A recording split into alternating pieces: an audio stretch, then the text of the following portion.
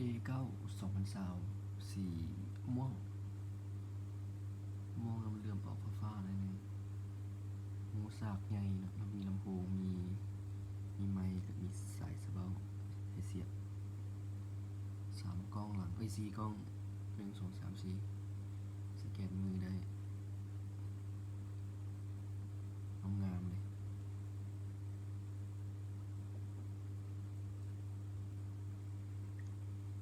มือสเปคเลยเนาะ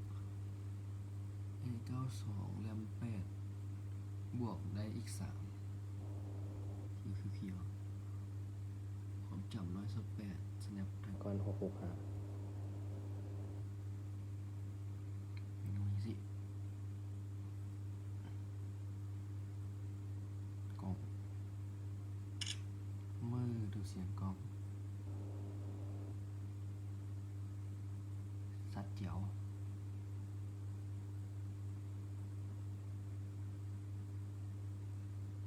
สเปคสูงแรม3แรม8การทำงานเพื่อกันตัวนี้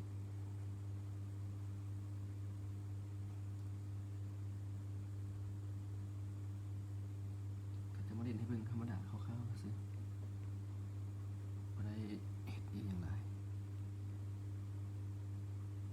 ทำประกันใหม่นะบ่มีห้อยบ่ได้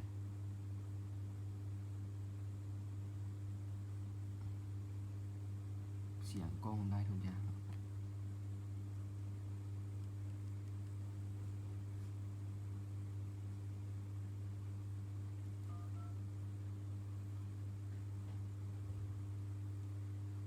ขออภัยหมายเลขที่ท่านโทรหาบ่มีระบบเครือข่ายหลักประมาณนี้เหลือหัวนิ้วมือ